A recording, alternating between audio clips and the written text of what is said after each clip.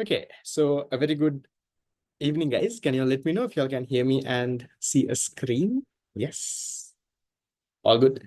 Good. Right. Today, guys, we'll start off with focus area number 3, that is on economic systems. So we talk about the market economy, the command economy, the mixed economy, how they answer the basic economic problems. So that type of past papers is what we are going to do today. Then after that, we have one more thing that we can do next week. That is on the PPC area, right? So on the whole PPC area, we can get that done next week. So just like last week, Lame, I thought of starting off with a bit of cartoons just to keep you all updated about what is happening in the country right now. So I took a bit of 4 cartoons from the latest newspapers out there. So most of these cartoons, who are these people in these cartoons, Lama? Who are these fellows in this? Hmm? Okay, there is Modi on one side. Why is Modi on one? So you would have seen Lamai last week, the Indian Prime Minister Modi visited Sri Lanka. And during his visit to Sri Lanka, there were a few things that he discussed with the president itself. They got into a few agreements. That is what you see, the MOUs, the Memorandum of Understanding. That's a MOU. For certain projects, they signed, agreement saying that, let's start these projects. Not that the project has already got started, but an MOU is, that initial agreement kind of a thing. Let's do something like this, let's do something like this. And Evagi talks happen, and they have, signed a few agreements. That has happened. And on the second cartoon end, what that really means is, Lamai, we have, taken a few steps to stay a little bit away from China recently, especially with the fact that Donald Trump is having a lot of tariffs and he's mainly targeting China. So we don't want to be labeled as a friend of China. So we're trying to, stay a little bit away. That's why we are strengthening the ties with India. So Trump doesn't have much of an issue with India. So he has not tariffed India much, but he's mainly putting the tariffs on China. So that is why on our end, we are a very small country, but if we get labeled as, let's say, a very good friend of China, then Trump could even target us. So that is what we are trying to avoid currently. We're trying to, get closer to India much more and, stay a little bit away from China so that we can be on the safer side. Then in terms of Donald Trump's tariffs, you all would have seen, Lamai, I consistently send you all messages as well. There has been crazy things happening. China and India keeping on, China and US keep on retaliating. US started with some sort of tariff on China. China hit back. US again hit back. China again hit back. So right now with all the tariffs, where is it right now? Right now, what Trump has done is he has, Lamai, put a 90-day pause on the tariffs on all other countries except for China. So on China, there is a 100% tariff that he has put on Chinese goods. China also has put a equally around the 84% tariff on US goods. But US, Trump, has currently paused all the tariffs that he is putting on all the other countries. So there is a 10% tariff that is effective on other countries. But for Sri Lanka, he said he's going to put a 44% tariff. So that 44% is currently paused. So for 90 days, he has given time for all the other countries to come and negotiate with him. So for 90 days, he has actually paused all of that. And then, how do you find updated news? That is my whole job, right? Why did he pause? There is a lot of this thing, my job. I hope you all know I work as an economist, so I stay updated. There's a lot of questions that clients also have on this. So that's the story that is happening right now, Lamai. Okay, in terms of tariffs, he did impose tariffs. Currently, it is paused. That caused a lot of volatility, especially in global stock exchanges, global, money moving here and there. It did cause a lot of volatility here and there in the S&P 500. That is one of the main indices, stock market indices in US, the Wall Street stock markets, the bond markets. There was a lot of volatility. Volatility means a lot of going up and down and up and down. So a lot of things happen with all that Trump has been doing.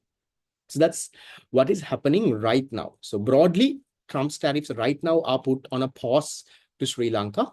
Yes, our Colombo Stock Exchange also made losses. It has been recovering, but just as Trump imposed a 44% tariff, our Colombo Stock Exchange also, Lamai, crashed. It came down a lot. Now it has been recovering a little, but still not as high as it was a couple of weeks ago.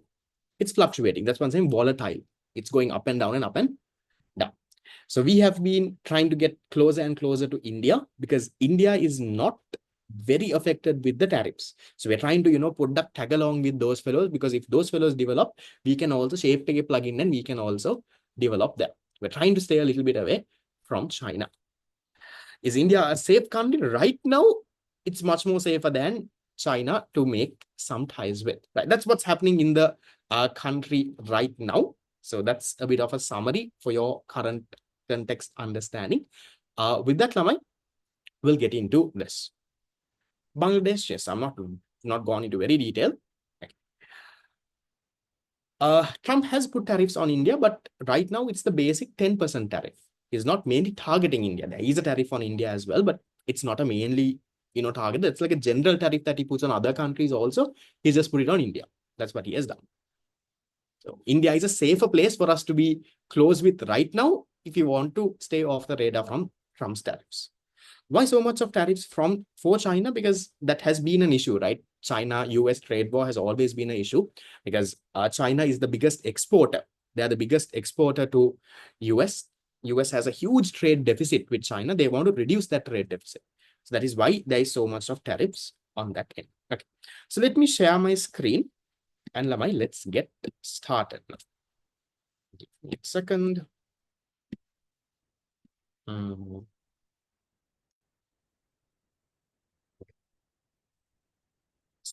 get started.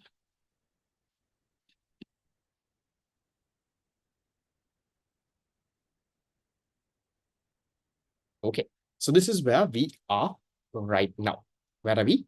We are going to start, Lamai, focus area number 3, that is on economic systems. It was not all of a sudden decision that Trump took. He has been talking about this before as well. Ever since he has been contesting for the elections, he has been talking about tariffs. He has been talking about reducing the trade deficit that is there in the US.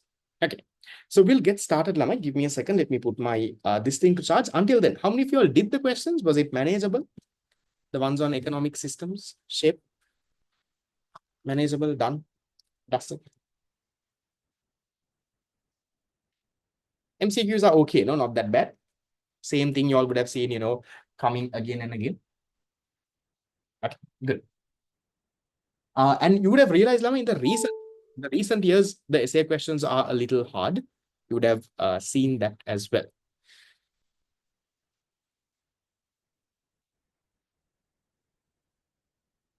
Okay, let's get started.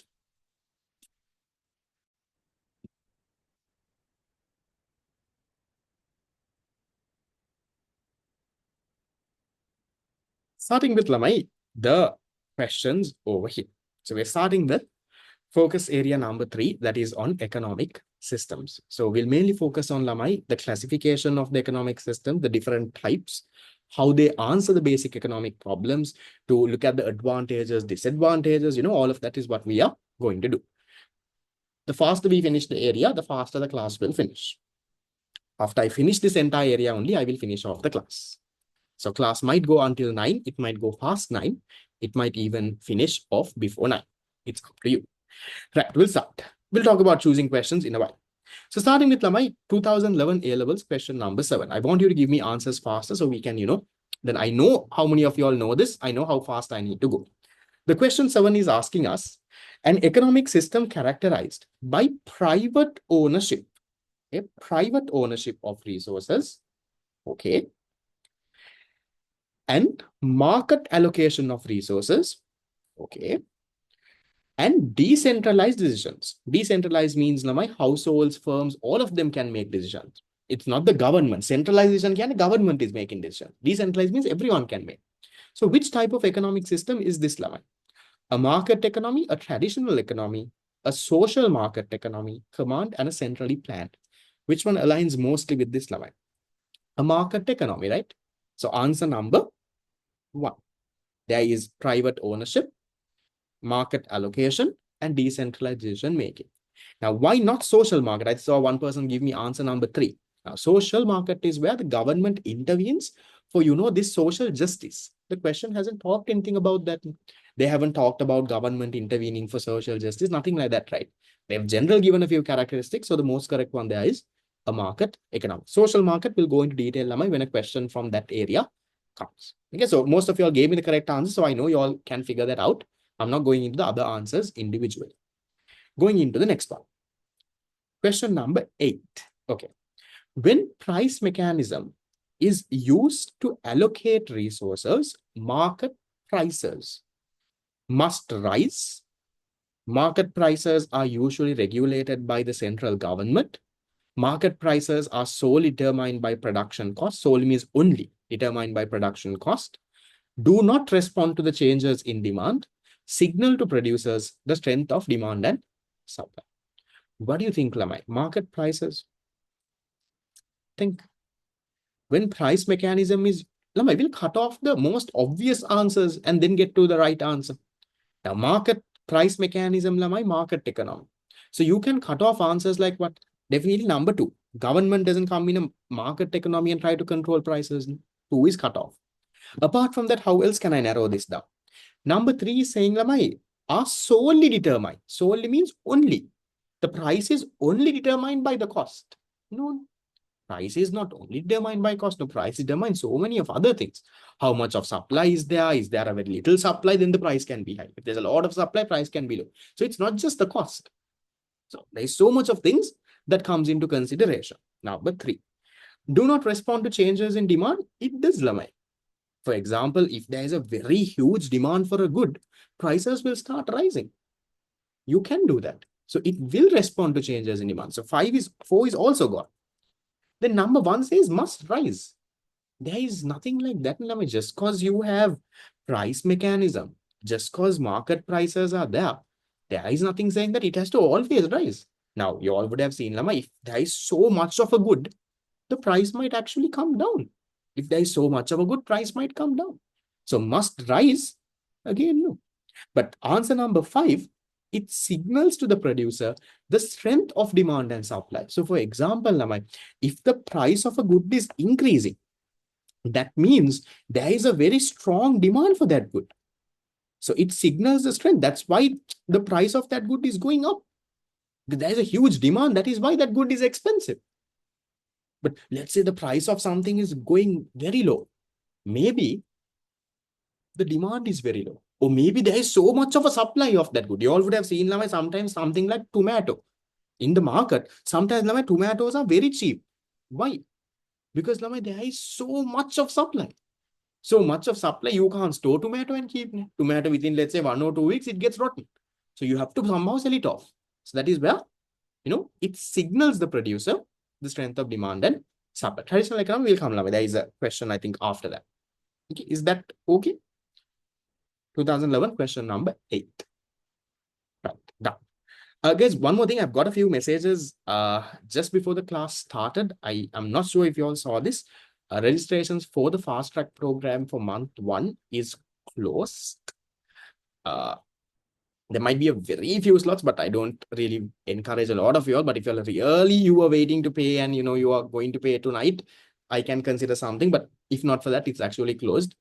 We'll not be idly taking registrations from tomorrow onwards because I want to finalize the batch so that I can get the tutes sent and I can actually start working. The courier today, Lamai, is not really operating. They are on a bit of a break. I will try my best. I've already informed the courier that I want them to come and pick up the tutes, but they have not come up. They have not come yet. So I'm not sure if they are working today because I told you all yesterday as well. Yesterday, yes, I have sent the whole set of couriers. Today, I'm not very sure if they're working. Again, Saturday, Sunday, next Monday, next Tuesday, and all, they will not be working, Lamai, because of the Aurudu break. So from the 300 packages I have sent, around 190 have got delivered. So there is still some of you all who have paid, but the tutes have not come. The main reason for that, Lamai, is there is so much of now. I'm not the only person who is sending parcels in my courier service now. So they have so much of orders. They've not finished everything. So that's the problem. Some of y'all would have got it today, yes, but some of it might take some time. But don't worry, first week, even without the tute, I will show you how we can get started and get going. You know what? Right. Coming back to this, one of the main functions of market price in an economy. What's the main function? Allocate scarce resources, provide a mechanism to firm to make profits, improve economic stability, improve the distribution of income, determine elasticity. Right. What are the three main functions? Half of you are getting this wrong. Price has three main functions, Lamai. One is the information, the informative or the signaling function. So price provides signals, Lamai. That's what we had even in the previous one. Signaling function. That's number one. Apart from this, we have the incentive function. That is to motivate. Okay. So incentive.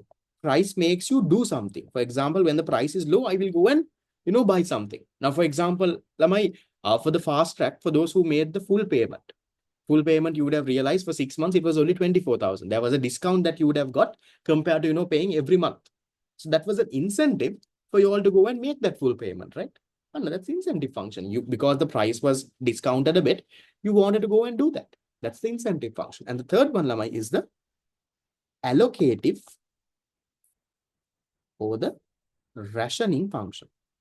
Can you look at your answers, Lamai, and see which answer talks about one of these three? One of these words are directly used as well, Lamai. Which one? I'll cut off the obvious answers. We'll cut off a few and narrow it down. So I'll cut off, Lamai, answer number 5. The role of price is not to determine elasticity. That is not the role of price. The role of price is not to improve income distribution. I'll cut off that as well. And then improve economic stability, nothing like that. So then you're left with my answer 1 and 2. Which one? I've written the 3 functions down. Which one do you think is the function? One of the main functions. Is it to allocate scarce resources, or is it to provide a mechanism for firms to make profit? Your answer, Lamai, is not number 2, it is number 1. Lamai, allocate resource. That is the allocative function, Lamai. That's what you're talking about. Remember I told you, Lamai, when I taught you the allocative function, remember in the theory class, I gave you example of this World Cup tickets. Remember I told you, Lamai, let's say, for example, there is a Cricket World Cup final happening. So in the stadium, Cricket World Cup final, there is, Lamai, 100,000 seats. So the seats are your resources. You have only 100,000 seats, the supply. But there is, Lamai, 500,000 people who are willing to watch this Cricket World Cup final. There are only 100,000 seats in the stadium, but there are 500,000 people willing to come and watch this World Cup final. So if there is 100,000 seats and there is 500,000 people willing to come and watch this match, Lamai, what do you do now? How do you allocate 100,000 seats? Seats are scarce there. How do you allocate 100,000 seats to 500,000 people, Lamai? What happens? What happens because of price mechanism there? Based on price mechanism, what happens to the price of the World Cup ticket, Lamai? World Cup final ticket? Is it the same price as other matches? A normal test match between Sri Lanka and India, let's say the ticket is only 100 rupees or 500 rupees. The World Cup final, let's say between Sri Lanka and India, the ticket might be 5,000 rupees. Why? Because there is so much of demand. You only have 100,000 seats. So how do you allocate 100,000 seats to 500,000 people? You increase the price, Lamai. When you increase the price, those who can't afford it will now back down. They'll be like, I will watch it in the TV now. No, I can't afford this much and go, I'll watch it in the TV. So you increase the price until the demand also becomes 100,000. That's how you allocate, Lamai. That's what you call the allocative or the rationing function. That is what answer number 1 is talking about. Now, answer number 2, most of you all gave me answer number 2. You all said, Lamai, provide a mechanism to firm to make profits. That is not the role of price. Yes, because of the fact that you can charge a price that helps you make a profit, correct? But that is not one of the main functions. The price in a market economy is not there to help firms make a profit. Price in a market economy are there for 3 things. are therefore number one to provide signals, information to the incentive function and the allocative and rationing function. That is not really the incentive function. Now, for example, the incentive function, I can even give you an example of how when the price of a good goes down, that incentivizes you to buy more. Like, for example, I gave you all the discount for registering one time for the fast track. I gave you all the discount because it makes my job very easy. We don't have to send you payment reminders every month. Yes, it reduces the income that I get, but that's very easy for me. I'm not very concerned about the money. As long as people register, then you don't have to fill the form every month. Also, you have already registered for 1 month. You have paid the full fee. So every 6 months, you don't have to fill the form. You get the tutes with the first set. Very easy for me. That's why I would have given that. So as a result of me giving that discount, so many people took that option. So many people made that one-time payment and registered. That's the incentive function, Lamai. Same thing with right now, these Aurudu sales, you would have seen, Lamai, during the even Eid festivals. There would have been so much of sales out there. That's incentive function. That is to incentivize the consumer to go and buy more. So it doesn't necessarily have to translate to profit, Lamai. So that's why you're not going with number 2, you're going with answer number 1. Yes, allocative function is to reach equilibrium. Correct. Okay, so that's the answer there. How did you all do there in the 3 questions? 3 out of 3? At least 2? Okay, good. Then we go to the next one. Next one is from the 2012 paper. Easy one. Which the following is a fundamental aspect of a... Yeah, so tutes, Lama, you all will get tutes every month, right? You will not get the tutes all of a sudden because I have to update the tutes with what's happening around. So even if you made the full-time payment for the fast track, every month the tutes will come, okay? Right. So which the following is a fundamental aspect of the free market system? Which one? High degree of government involvement, not at all. Market economy own a government. Public ownership, public means my government. Again, no. Private property, yes. So private ownership of property. The private sector are the ones who owns the resources. And price mechanism. Central planners, no, there are no central planners. Employers consult government agencies, no, nothing like that. Remember, Lama, the longest answer doesn't have to always be the answer. Some of you all have the longest answer, no. So market economy, which one is the characteristic? You have private property ownership. The private sector, the households and the firms can own the resources. That is what that answer is talking about. Then you go to the next one, 2013. Recording of this, ideally, I'm not uploading anything, but we'll see. Okay. The term transition economy is used to describe a country that is. What's an economy in transition, Lamai? What is a transition economy? An economy in transition is an economy moving from the planning mechanism. From the planning mechanism, they're moving from, Lamai, the planning mechanism to price mechanism. So they have been using planning mechanism. Now they are moving to price mechanism. In other words, earlier they have been a command or a planned economic system. Now they are moving towards a market economic system. That is what we call an economy in transition. Can you give me an example, Lama, in let's say in the last 100 years, an economy that has moved from this to this? Russia, exactly. Right. So if you looked at Russia, Lama, during the World War and all of it, they were we call it the Soviet Union. Right? They were a very command planned mechanism. So from that, they have now moved. Maybe they have not completely moved, but they have been moving towards what? Moving towards a market economic system. So which one is your answer then, Lama, for a transition economy?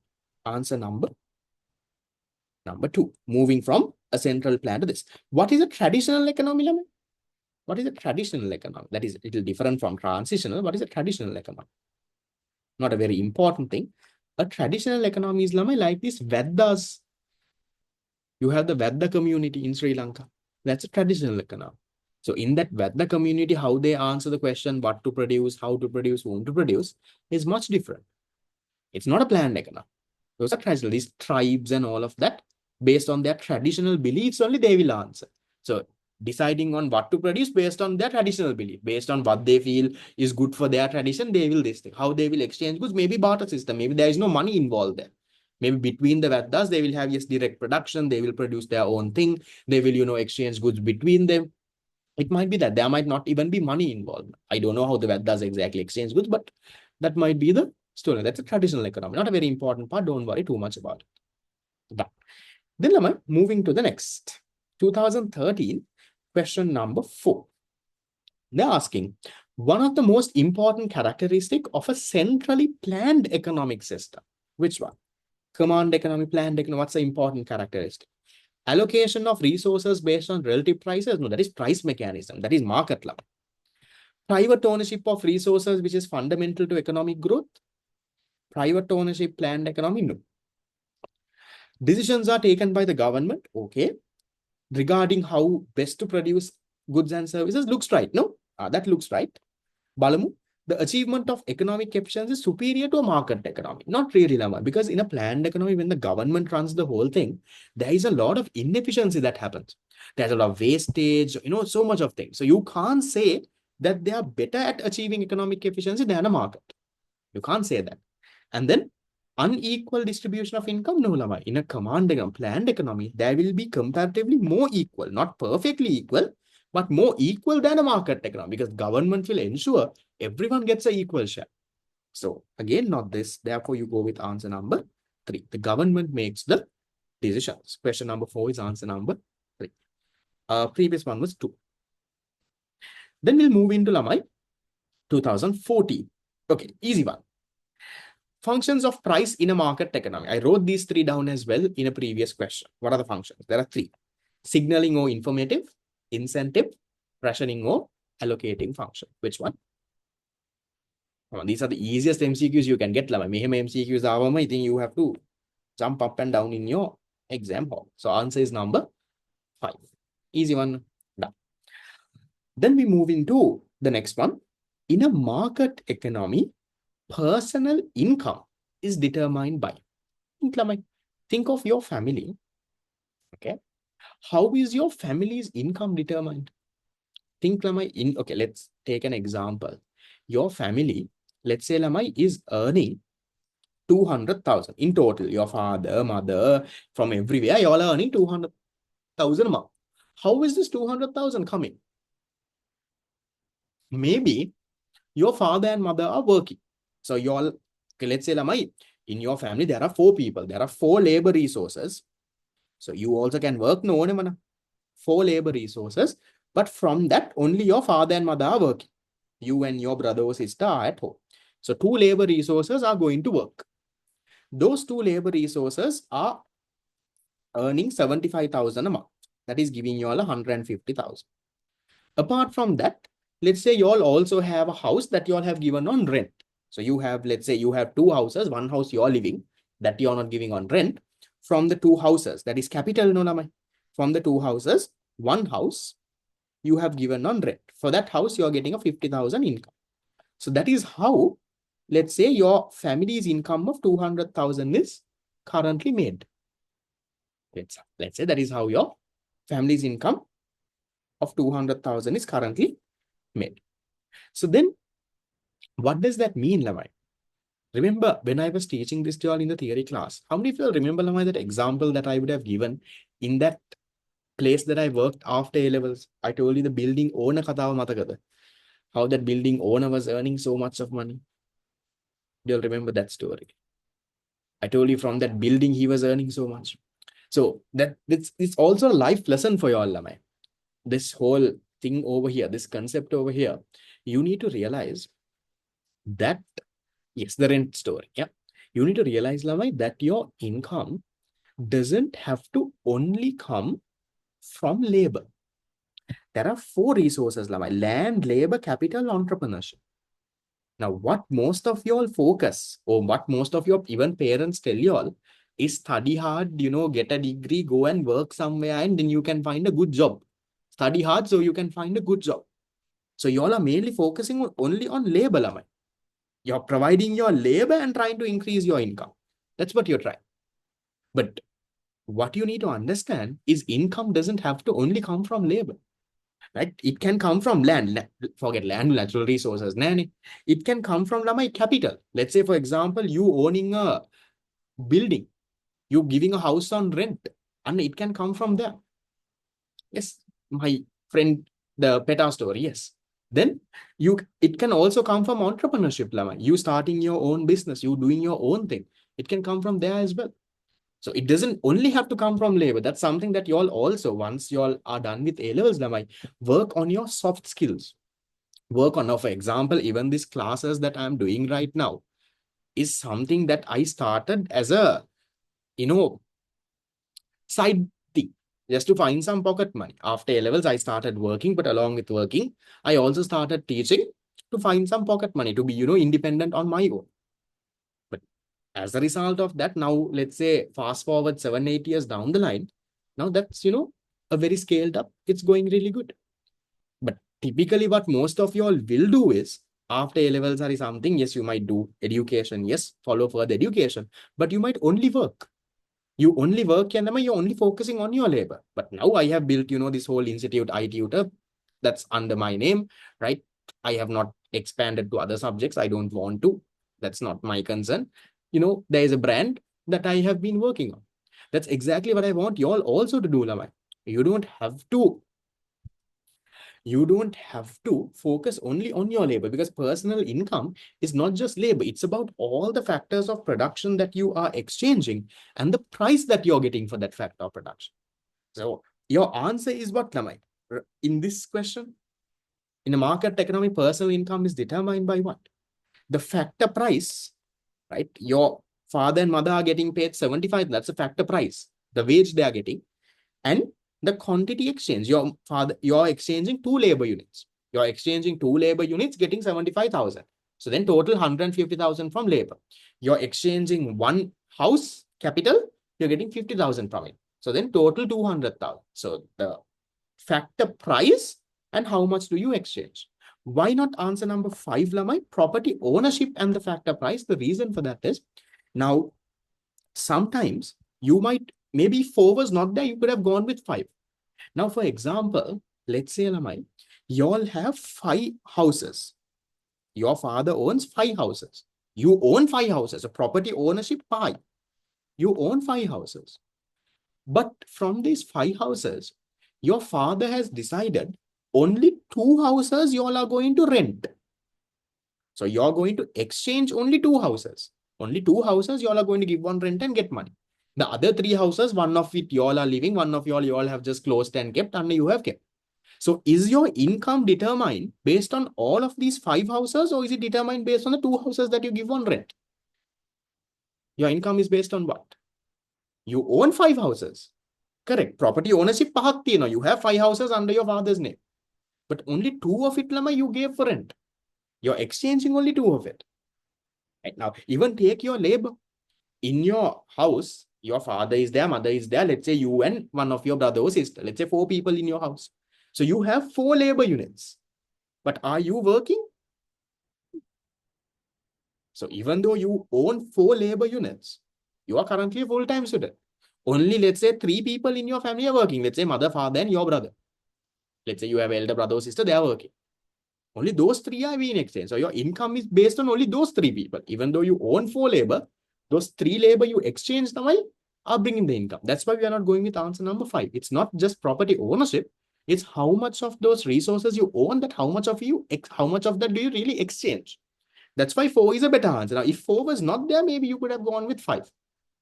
You could have assumed that whatever they own, they will exchange. Is that clear? Yes. Previous question, I did not skip. If someone missed it, why not 2? Factor prices in the factor market and personal income tax. Not really that. So prices in the factor market, correct. But you're missing the whole quantity that you're exchanging. For example, in the factor market for labor, they're paying 100,000 per month. But how much of labor are you exchanging? Are you exchanging 2 labor units? Are you exchanging 5 labor units? And it's not only personal income taxes, right? There are so much of other things. So it's not complete. 2 is somewhere there. It's not complete level. You need to remember it's not just labor. That's where you all miss the point. It's land, labor, capital, entrepreneurship. How much do you exchange? What's the price? That's your total income in your list. So that's why you go with answer 4 and not anything else. Right, done. Then we go to the next. 2015. Very easy one. State the three groups of decision makers in an economic system. Who are the three groups, Lama? Households, firms, and the government. They are the three main ones. In addition to that, you might have labor organizations, you might have NGOs, all of them are there. But the first three is households, firms, and the government. So answer number 2. A very easy one. Then going into the next one. The economy based on capitalism. Capitalism. Another question is left in 2014. Is there? I don't know. 2014, did I miss any question, Lama, in the tute that you printed? No, right? Made the slides looking at the tutorial, done? Yeah. Okay. Then 2015, coming into question number 6. The economy system based on capitalism includes all of the following characteristics except which one? Except which one, Lama? Capitalism කියන්නේ මොකක්ද? What does capitalism mean, Lama? Capitalism means an economic system where the private sector owns the resources. Private sector owns resources. That's what you call a capitalist economy. It doesn't necessarily have to be a market economy. I'll come to that later. There's a question.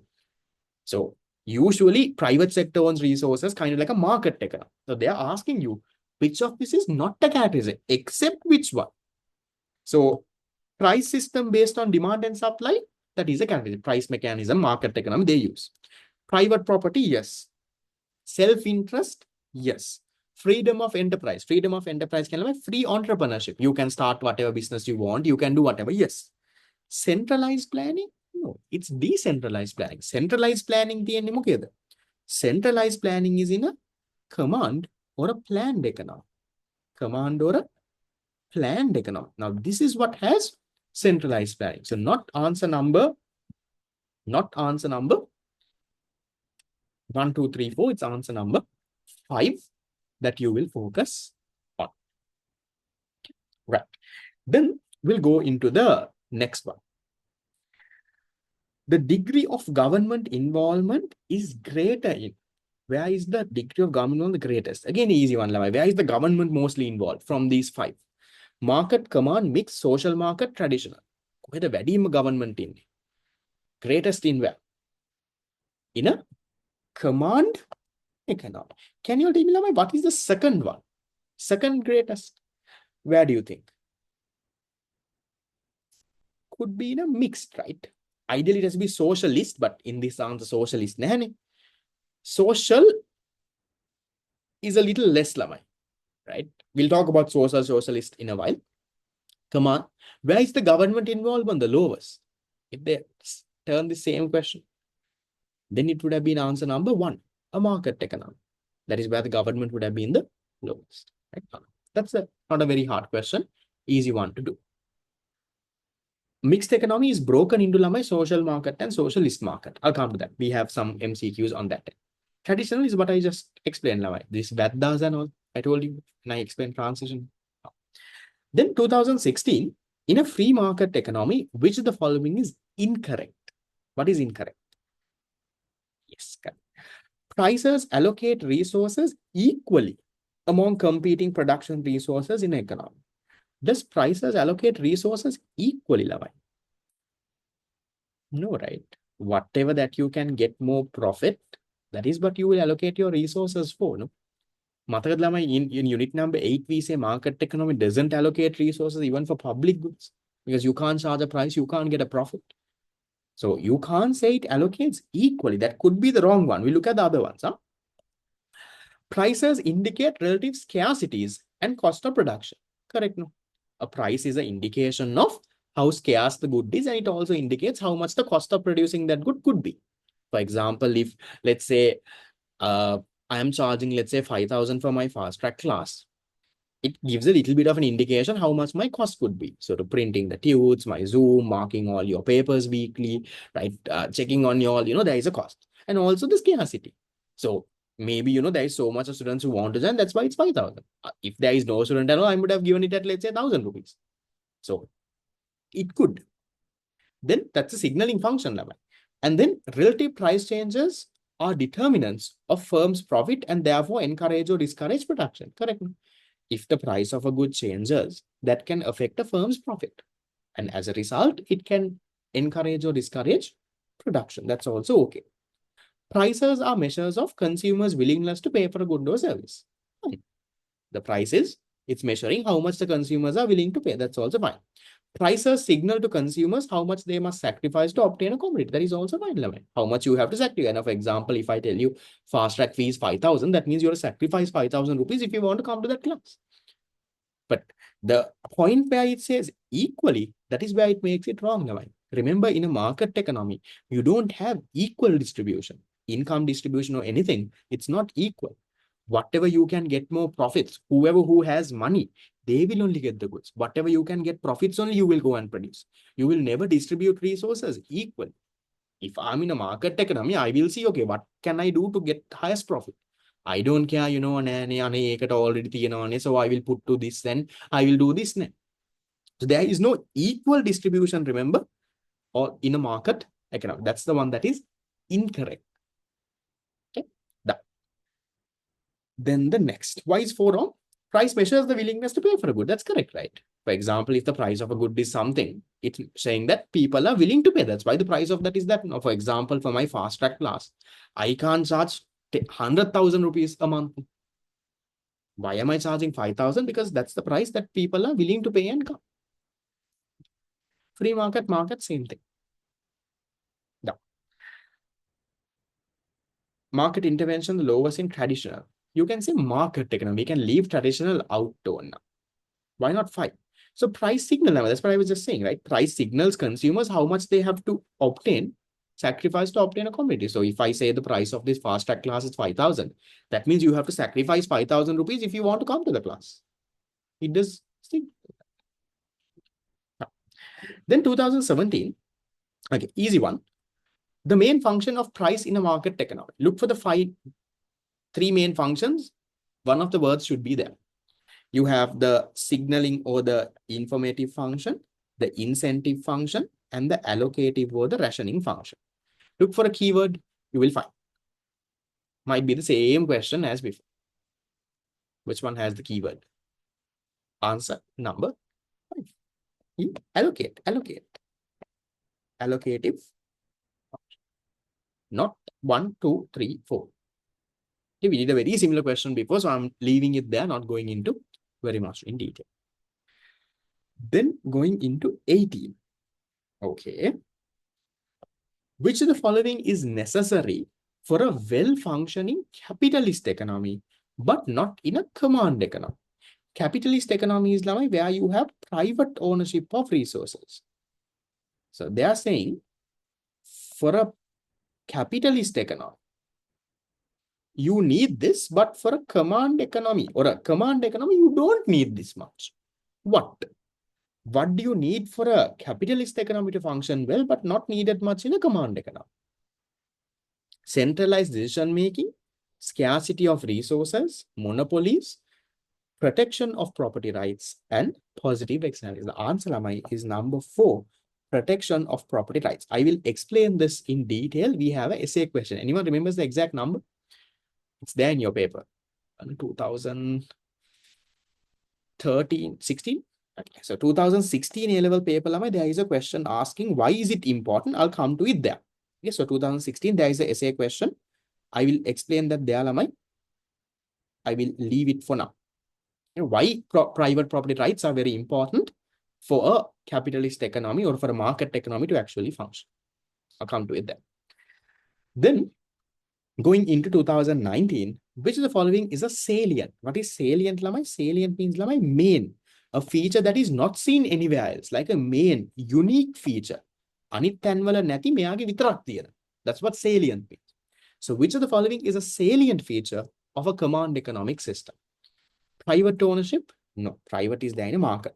Heavy reliance on market, that is market economy. Demand, supply, market. Central planning? Yes, central planning, centralization making. Concentration of market power? No. What is concentration of market power? Market power is monopolies and all of that. So there could be concentration, there could not be concentration. But when you have a main answer that is saying number 3, you can't go with something else now. And then you have decision making based on self-interest. That's a market economy. So a main feature of a command economy is number 3, centralized decision making.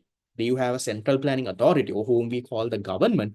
They are the ones who make the decisions. They make the decisions, and then based on that, everything goes. That's the answer there. 2018 5 was 4. Yes, if you all miss any question, put that check in your past paper book, right? Because otherwise I had to go up and down. Okay. Done. Then coming into 2021. So 2021, they did have a question. So 21, they're asking you, which of the following is a fundamental? Fundamental also means main, important feature of a free market economy. Which one? Strict government control? No, my government in nanny. More imports than exports? Nothing like that. Public ownership? No, that means government. No. Private property? Yes, this was there before also, right? Price and wages by the government? So this was there before as well. Same question. Repeated the game. Then we go to the next one. That is 21, question number 3. Then 2022, question number 4. They're asking you, which of the following characterizes social market economy? So let me take a small minute to explain this, Lamai. You have mixed economies, no? Market, command, mixed. So you have mixed economies. These mixed economies is divided into 2. Now, mixed economic and price mechanism, planning mechanism are both there. That means private sector runs price mechanism, government runs planning mechanism. Both mechanisms are, that's why I call it a mixed economy. This mixed economy can be divided into 2. There are 2 types. One is a social market economy. Social market economy. And the other one is a socialist market economy. Listen very carefully to what the difference between these 2 are. A social market economy is very similar to a market economy. It is very similar to a market economy. What does that mean? That means there is a price mechanism, right? Price mechanism. Most of the resources are privately owned, right? Private ownership of resources. Very similar to a market economy. Social market economy is very similar to a market economy. But what's the difference? The difference is, the government has a very strong role to promote social justice. Government, or we call it the state. The government has a very strong role to promote social justice. What does that mean? This social welfare, now, if someone is at a disadvantage, government will help. Now, you can take an example, Sri Lanka. Sri Lanka is very close to this. Now, if you take Sri Lanka, ours also, mainly price mechanism. Mainly private sector is running the show in Sri Lanka. But you would have seen, whenever there is something unfair happening, government is intervening. Government provides free education because government knows everyone can't pay and go to school. Government provides free healthcare. Government provides, right now we have this Aswasuma program for the really poor people who are at a disadvantage. Market economy is not going to give a shit about them, right? But under government, every month they are giving some money. For university students who are really deserving, under government gives what? Government gives, Aswasuma, it's not called Suraksha. Suraksha might be a different program. Aswasuma is the main one. Earlier it was called Samurdhi. Now it has been replaced here to Aswasuma. Then you have Mahapola scholarships. That is for university students. So whenever the government feels that someone is at a disadvantage, someone needs help, under government comes there, right? So there is a very strong government role for what, for social, to protect social justice. In other words, to make sure there is social welfare. For this, government has a very social protection. Exactly. That's what the Aswasuma and all those programs about. Okay, Suraksha, I think, is a bit of an insurance kind of thing. That's a different program. It's not a really social protection, really. Okay, that's what a social market economy is. So just to summarize, what is a social market economy? Very similar to a market economy, mostly price mechanism, mostly private sector ownership. But the main distinguishing feature of this is The government intervenes for what, lamai? Government intervenes for another. Social justice, social welfare, government has a main role there. Then what is a socialist market? A socialist market is where, lamai, the government owns the resources. Government ownership of, in other words, public ownership of resources. That means the land, labor, capital, labor anyway, land, capital, entrepreneurship and all is owned by what? Is owned by the government. But decisions relating to allocating those resources, decisions in allocating those resources is done through price mechanism. That's why, lamai, if you would have remembered classification of economic systems, socialist means government owns the resources, right? Socialist. Market means price mechanism. So socialist market is an economic system where government owns the resources, but decisions relating to allocating those resources are done through price mechanism. Example, lamai, China. Now, if you take a country like China, I told you, in China, even the house that you live is owned by the government. So now in Sri Lanka, lamai, the house that you live is under your parents or grandparents' name, the house deed. But in China, in China, the businesses, the house that you live is owned by the government. Government is owning. That's how that economic system is, lamai. So government owns, even the house that you live is under the government's name, not under your name. And government is allowing you to use that. So maybe there is a rent involved. I don't know exactly how that works, but that is what it means, lamai. So you have government owning the resource, but decisions relating to that is done through price mechanism. So then based on, demand and supply and all of that, it will happen. Solve using price mechanism, correct. Anytime the government can take your business. I'm not very sure. There must be rules. There might be, not that you can use. Can they use your collateral? I'm not very sure. The inflation allocation is taken by the private sector. Not that it's solved through the private sector, it's solved through price mechanism. That's what I'm saying. Is Dubai a socialist? I don't think. Thinking Dubai also, yes, mostly government owns it, could be close to it, yes. Government owns almost all the resources. Sri Lanka comes under, so mixed economy is divided into two, social market and socialist market. So we say Sri Lanka is a mixed economy. So from mixed economy also, we are more closer to being a social market, not a socialist market. Yes, we are a mixed economy that is only broken into two. We are more closer to being a social market than a socialist. England and all, those are market economies. US, UK, they are more market economic type ones. Right. So that's the story. Now, I am not here to teach you theory. I hope you have learned theory before. Mixed economic definition will come. There is a essay question later on. Decision made by price mechanism. Yes. Social also, yes, but social mainly you have private ownership of resources in a social market. But distinguishing feature is that government role. So our question is asking, lamai, which of the following characterizes the social market economy? Which one? Private ownership of all resources. Can you say all resources are privately owned, lamai? Now take Sri Lanka. Is all the resources privately owned? I told you mainly private ownership. Now in Sri Lanka also mainly private sector owns. No? But all resources, you can't say that. Right? So therefore not one. Public ownership, definitely no. Government doesn't own the resources. No? Absence of a regulatory framework for price mechanism. No, there is. Price mechanism works. Number 4, strong state role. State can be government. Strong government role in the provision of welfare services. Correct. I told you, Lama, in a social market economy, government plays a very big role for what? Very big role for social welfare. That's social justice, to protect the people. The Aswasuma, the progressive taxes, the Samurdhi payments, the Mahapola scholarship, the free education, healthcare. Government has a very big role.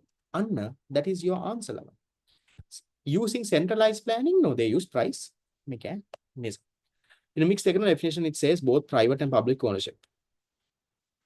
Mainly price. So mixed economy, how you can define it is, it's a mix of the mechanism. It's an economic system that mainly uses both price and planning mechanism. From the two, all the price mechanism is more dominant. And yes, private sector owns the private this thing, and price mechanism, government uses the planning. This is state and government, two different things. No, same thing. State and government is the same thing. State roles, if you say state, you're referring to the government. That's 22. Then coming into 2023. Okay. This one is connected to our previous one, Lamai. Answer for 22, Lamai, it's number 4. Yes, please stay in this world, right? Don't date him. Okay. Which economic system is characterized by state ownership of capital? State can be government. Government owns the capital. But reliance on market allocation. That means even though government owns the capital, they use price mechanism. That's what you call market allocation. Which one? What did I say? I just explained that before. That is like China, right?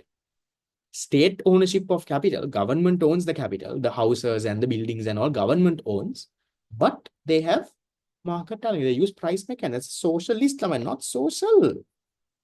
I just explained that. Just explained this 2 minutes ago.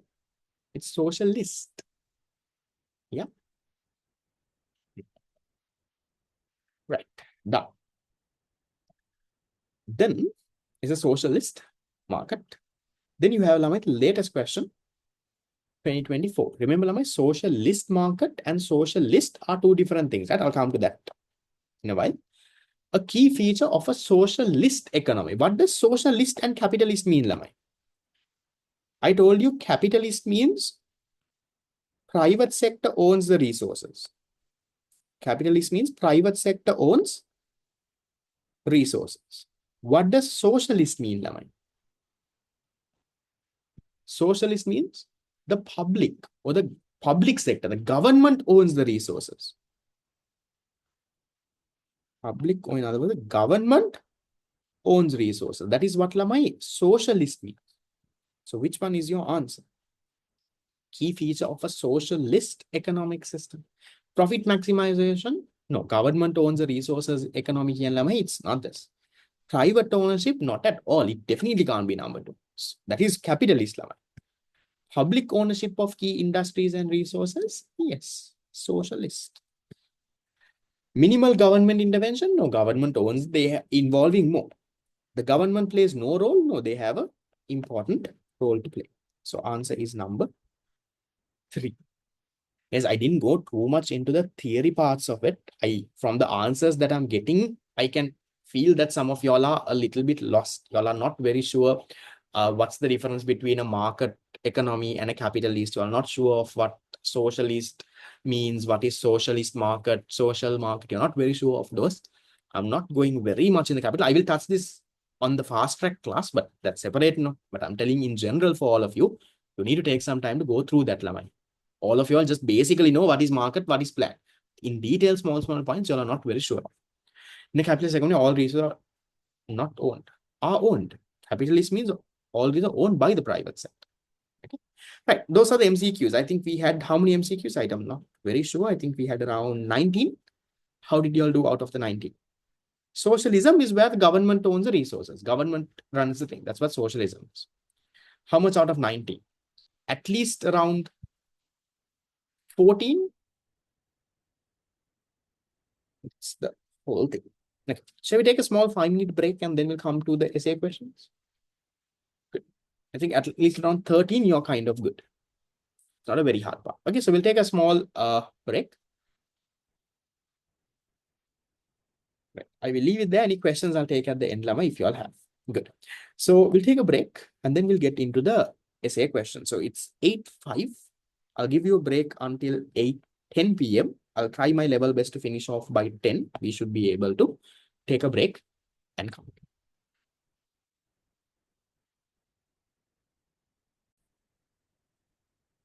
Right.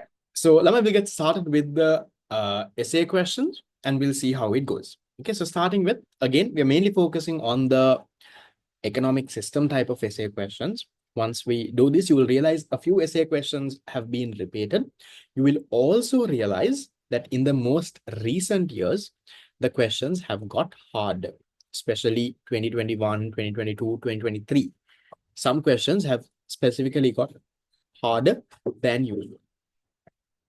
So coming into 2011 A-levels, question number 1, sub-question 2. How different economic systems answer the questions, what goods and services will be produced? So how will your answer structure here be, Lamai? You have to talk about, ideally give all three, market, command, and a mixed. Traditional and all of that is not needed, market, command, mixed. So how does it has to be in separate paragraphs? So you will write a small heading saying market economy. Okay. So you need to now write. You need to give a paragraph. How does a market economy answer the what to produce question? These are directly there in your tute. So how does a market economy answer the what to produce question? They answer it based on price mechanism. That word has to be there. What do? Lamai? They look at the relative prices. They look at the relative prices. For example, okay, if I produce this and give, how much will I get? If I produce this, how much will I earn? So you look at the relative price, you compare and see. If I do econ classes, how much will I earn? If I do business studies classes, how much can I earn? If I do this thing, how much? So you do what? You look at the relative prices in the product market. And then what do, Lamai? You produce the most profitable goods. Most profitable goods is what you will produce. So that's how they answer this. Now you have to put this. I'm just writing a few keywords, Lamai. What I want you to do is you need to put this into a proper paragraph. Huh? I'm not writing the paragraph for you. It has to come. So what do you need to have? You need to say a market economy is an economic system that answers the question, what goods and services to be produced based on price mechanism.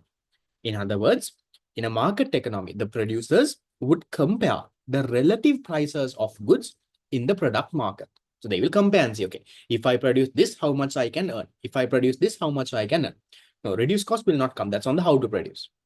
And then as a result, they will end up producing the most profitable goods and services. You have to say that. So put that into a paragraph. Your paragraph can be around, let's say, 4 lines. That should be that. Then you go into now a command economy. Command economy, or we call it a planned economy. So how does a command economy answer this question? A command economy, Anna, you need to say, look here, a command economy answers this using the planning mechanism. Planning mechanism. How do they answer? You have someone called the Central Planning Authority. You have someone called the Central Planning Authority. What does this Central Planning Authority do? They do a input-output analysis. Remember I told you, they do something called input-output analysis, and they find out which goods give the highest benefit to the public. So they see, right? These are the resources we have. With these resources, these are the goods we can produce. So they do a product input-output analysis and see what are the resources we have, what can we produce using those. So they do that, and then they produce the goods that give the greatest social welfare. Goods that provide, after doing this input-output analysis, what they do, they produce the goods that provide the greatest social welfare. And you put that into a paragraph. Market economy, second point is they compare relative prices in the product market. You compare and see, if I produce this, how much can I earn? If I produce this, how much I can earn? And then they produce the most profitable goods. That's what they do. Then for this answer, since it's a 4-mark question, this should be okay, but we'll go and write a mixed economy also to be on the safer side. So how does a mixed economy answer this, Lamai? Now, this is your third paragraph. Okay. A mixed economy. So a mixed economy, you need to say, Lamai, is what? You have both price and planning mechanism, correct? But from the two mechanisms, Lamai, which one is more dominant? You can say a mixed economy has both price and planning mechanism. However, price mechanism is more dominant. So mainly using price mechanism. Mainly using price mechanism, they will produce the most profitable goods. Now in Sri Lanka, that's what happens. No? Sri Lanka is a mixed economy. Mainly when producing anything, we look at the price. Now we look at, what can give us profits, all of that. So mainly using price mechanism is what you will. There is planning mechanism as well. And what happens, Lamai? Government will intervene. So you mainly produce goods using the price mechanism, but there will be different forms of government intervention. Government will intervene, Lamai, to ensure social welfare. For example, now take Sri Lanka. In Sri Lanka, I told you, Lamai, an example I gave you is this bus. Now, if you take the main routes, Colombo and all of it, Lamai, you will mainly see the private buses going, the white ones. The private buses are the ones running. Now, if you take some rural areas where not much people are traveling, you won't see private buses going, Lamai. Because in these rural areas where not very much people are traveling, now private sector in a mixed economy is monada. They are profit oriented. So will they go and run a bus in a very rural area that only, let's say, 5 people are traveling? They won't. So the private sector will try to get their buses in the main routes. Let's say Colombo, Kandy, Colombo, Galle, those main routes, they will try to get their buses. But then what happens to the rural areas? They also need transport. And that is where the government goes. So that is what we say, different forms of government intervention. Mainly price mechanism, private sector will produce the most profitable ones. But what they will do is the government will intervene. For what purpose? Government will intervene to promote social welfare. Whatever that the private sector is not providing, government provides. Now, same thing with education. If you take private education, profit-oriented school fees, class fees, but government knows everyone can't afford school fees and the government free education. Same thing with healthcare. That's what happens in a mixed economy. How to combine this sentence to the paragraph? Because I'm not going to dictate words. I think you put that thing in your words, Lama. That's where your writing comes. So you have to write, then Lama, your answer writing improves, right? You can't just look at my face and look at the points that is there current where. So I'm giving you the main points. You use your own words. Don't copy from somewhere that you can't by heart this and go and write. Use your own words and write. By the time you write around 2-3 answers on the same thing, you get better.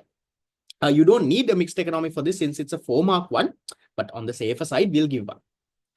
Can you give an example in the middle? Not needed for this. Sometimes you might, go a little off. Okay, that's that question. Done. Then, we go to the next. Easy one.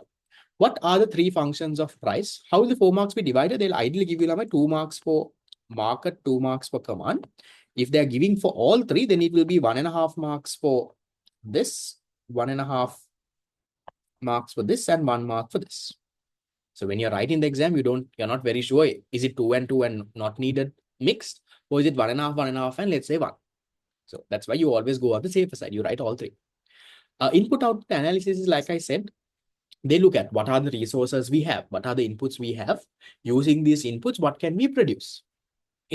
Using this land labor, I can produce this. Okay, I can produce that. So they do a proper input-output analysis and they see, okay, what are the goods that will give the greatest social welfare? Using these inputs, okay, can produce this. Does it give greater social welfare? Does it help the society? And those goods are the ones that they produce. Right, every society faces this. Scarcity is something common to everyone. Because of scarcity only, you have to do this. You don't have to talk too much about scarcity there. Not needed. Similar to allocative efficiency? Similar, yes. Not really allocative, but maybe, for example, people want something else, but you give what is good for the society. For example, maybe people want cigarettes and alcohol. Maybe allocative efficiency is there, but you don't produce that. You give what is good for the society. That's what happens in a command economy. Now, then going to the next one, 3 functions of price. And they're asking what are the 3 functions. So you don't have to go and explain. Same thing that we did in the MCQs. You can write like signaling or the informative function, incentive function, rationing or the allocative function. So just name the 3, you get your 3 marks. We did this in the MCQ, so I'm leaving it there. Enough. Then we go to the next 2012. Outline the differences between command and market economy. Remember, I told you the answer structure for a question like this. Don't write it. Don't draw a table. So how do you give? I'll give you 1 point. I'll write one sentence for you, the others you write on your own. So you can start with the main difference. The main difference is the mechanism, how they answer the basic economic problems. You have to start with that. Don't give other nonsense. So you say, Lamai, a command, or you can say a market economy. A market economy uses price mechanism. Uses price mechanism to answer the basic economic problems, or to solve the basic economic problems, while a command economy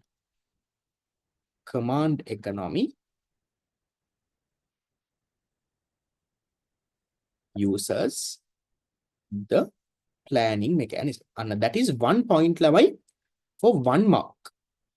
So now, you have to give 4 more points. Sorry, 3 more points. Total 4. So what are the other things that you can talk about? You can talk about ownership of resources. You can say in a market economy, the private sector mainly owns the resources, while in a command economy, resources are owned by the public sector, or in other words, owned by the government. So you can talk about the ownership. That's the second most important thing, ownership of resources. Then you can talk about what? Then you can talk about, Lamai, maybe you can talk about the incentive. Maybe you can talk about in a private sector, it is very self-interest oriented, while in this one, you would want social welfare. You can say in a market economy, Lamai, very high levels of competition, but here there is low levels of competition because the government runs the entire thing. You can talk about consumer sovereignty or consumer choice, role of the government, correct? So you can say, very high, very low government role, but here very high role of the government. So write the main points first as well, Lamai. Don't put the, for example, don't start your answer with high levels of competition. That's not the thing. Can we talk about market economy fully and the command economy? That answer is also okay, but it's better to give it in this format, I will say. 4 points are enough, Lamai. 4 marks. If you're not sure of one of your answers, then put it there. And don't put this in a table again.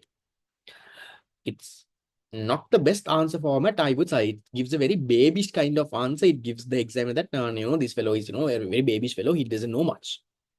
So give it in a structure like this to get your full marks. Don't put everything into one paragraph. Separately show, look here, I have 4 separate points. Give me the 4 marks. I have showed you 4 differences here. Give me the 4 marks. So put it that way, you'll get your full mark. Done. Last one is government intervention. Very high levels of government, low ones. You can talk about competition. You can talk about, what? Even let's say consumer sovereignty. You can say in a market and there's very high levels of consumer and consumer choice, but it's much lower in a command economy. So you can put in points like that. Better to put it in one sentence and compare.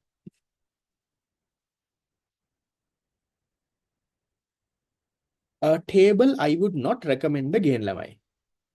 Market economy, yes, high competition, because freedom of entrepreneurship, anyone can come and start a business. So there will be high competition in a market economy. Command economy, it will be much less. Okay, then Lamai, we go to the next one. That is this. Incentives, yes, you can talk about that as well. Good. The next one is asking, Lamai, contrast how a market economy and a command economy copes with the problem of scarcity. Now, you need to understand, Lama, because of scarcity, Tamai, you have to answer the 3 problems. Because of scarcity only, you have to decide what to produce, how to produce, whom to produce. Because if your resources were unlimited, you don't want to decide what to produce. You can produce everything. How to produce only, you have unlimited resource, you can do whatever you want. Everyone will get the goods. Whom to produce also, nothing to answer. Now, because of scarcity, Tamai Lama, you have to answer those 3 problems. So indirectly, when they are asking you, how does a market and a command economy cope with the problem of scarcity? Indirectly, they are asking you, how does these answer the 3 problems, Lamai? That's what they're asking. What to produce, how to produce, and whom to produce. So I took the answer from the marking scheme as well. They've given alternative answers also. I took the second alternative answer, which looks like a good one. Okay. So here's 11. You get 2 marks for talking about a market, 2 marks for talking about a command. So I'll just show you what the marking scheme says. The marking scheme says, Lamai, in a market technology, they have written a small heading and they've said, the 3 fundamental economic questions, what, how, and for whom to produce, are answered through price mechanics. Always, Lamai, another thing that I have seen in your answers, like we will correct this in the fast track also going forward. What I've seen in your answers is, Lamai, you all start with points that are not important. Don't do that. Before you start writing, now, econ is not a paper, you will run out of time. I've told you all this so many times. Question එක දැකපු ගමන් ළමයි don't ඩබක් ගාලා go and write. Take around 30 seconds to think that in your head, to think of the format. Okay, how am I going to structure this? What are the main points? Think. You don't have to write it somewhere and then again write on in air. But what are the main points? How do I structure this? Take a minute to do that, ළමයි. It's okay. Take a minute to do that. You're not going to run out of time. And then you write. Because otherwise what happens is you write the first thing that comes into your mind, later you realize, you the main point I didn't forget, now you again write that, you go there. So don't do that kind of a thing. Structure. See, even this answer, it mainly directly starts with price mechanism. That has to be your key point. You can talk about the 3 problems also, no problem. Let's see here. Mainly talks about this. So in terms of how to produce, what to produce, they will produce the goods that give them the highest profit based on the price signals that are coming. How do they decide how to produce? They will look at the most efficient technique, whatever that reduces their cost, and whom to produce. Whoever who has the money, they will put it. So ideally, if you talk about this, this is how the market economy solves these 3 problems, you get your 2 marks. Then you move into Lamaya command economy. Write a heading, Lamai. Now, why am I telling you all to write these headings and all? It makes it very easy for the examiner. Mark this part is the market economy. This part is the command. So you need to realize, I told you, a person marking the paper lama is marking around 100 papers that day. So you have to stand out. How do you stand out? Properly section these, write headings if possible, give examples if possible, draw diagrams if possible, right? You have to stand out from the rest. That is what is going to give you that, very high mark, push you to that island rank. Do that. Just writing is not going to be enough. The more you write, the better you will get. It's okay to start with a small definition and all. It's okay, but it's not going to give you marks. It's just going to make your answer look better. If you think you have enough time that you can allocate for it, starting with a small definition, this is what a market economy, this is a command, this is what scarcity is okay. Not a mark allocating, just makes your answer nice. That's it. Then my command economy. See, a command economy, how do they answer? Using the planning mechanism, you have something called what? The central planning authority. Using the planning mechanism, they will answer. And how do? They produce the goods that provide the greatest social welfare. They distribute goods equally by setting the prices and the wages. They decide how to produce with a method that provides the greatest social welfare. So whatever points, it doesn't have to be the exact words in this answer, but put those points, get your 2 marks. It can even be 2 big paragraphs. All of this could be 1 paragraph. All of this could be 1 paragraph as well. Short like price mechanism is always an problem. Not enough. You'll have to explain that. How much time limit? I think we have discussed that before. For 1 mark, you can allocate 1.5 minutes. So for 1 mark, 1.5 minutes. For a 4 mark question, you can allocate around 6 minutes. That's the time allocation that you have to have. We have talked about this in previous classes. Then going to the next. 2014. Okay. Explain how the problem of production technology is solved in a market technology. I mean, this is what question? They're not asking for a very hard one. Problem of production technology. Kiyan. What are they asking? The how to produce question, no? That's what they're asking. To make you scared. They are simply asking you, how does the market technology decide how to produce? That's what they're asking. But instead of saying how to produce, they say choice of production technology. So how to produce, that is what you have to answer. Right. Now, only market economy. No need to talk about command economy, nothing.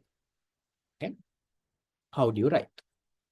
So you start your answer by saying a market economy will solve the problem of choice of production technology mainly using price mechanism. Price mechanism. You have to say that, Lavan. They will look at what? They will look at the relative prices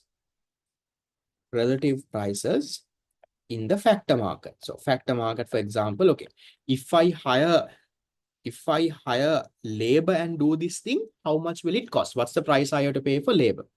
If I do this thing using capital, using machines, how much will it cost? They will compare. They will look at the relative prices. They will see, right, මේක කරා නම් මෙච්චරයි. මේක කරා නම් right, this is my cost. So you have labor intensive or capital intensive, no? Right. So if it is labor intensive, okay, how much is my cost? Now, relative to that, if I use capital intensive, what is my cost? So they will do that. That's what your second point is. You will compare, and then what would you do? You would select the production method, whether it is labor intensive or capital intensive. You will select one of the methods that reduces your cost of production, and thereby maximizes your profit. So whatever production method that minimizes your cost of production and maximizes your profit is what you will select. So that story is what you have to write. So ideally for 4 marks, how I will structure this is, I will give the basics in one paragraph. Instead of putting everything into one big paragraph, I will break it to make the exam easy. They give me 2 and 2. So first I will give a kind of an introduction and saying, look here, they are using price mechanism in the techniques, labor capital intensives. They will compare and see which one. Right? I give that. Then I will say, right, after comparing the relative prices in the factor market, they will look at which technique gives them the lowest cost. As a result, which one increases their profit. So they would go and choose that key. Then I will put that in another paragraph just to show that, look here, my answer is a little long. Give me 2 and 2. Give me the 4 marks. 2013, how to answer 3 questions. Exactly, yes. That's what you have to write. In the 2013 one, how the 2 economic systems answer 3 questions. Okay, no, that's done. That's 2014, question 5. Then we move into 2015. 2015, now this is an interesting one. Now this is something that some of y'all don't know. They're asking you, are market economies necessarily capitalist? Are command economies necessarily socialist? Now I've taken a screenshot from my tute itself and put over here because I want you to learn this properly. Now, you can classify economic systems based on 3 criteria. The first criteria is based on the decision coordination mechanism.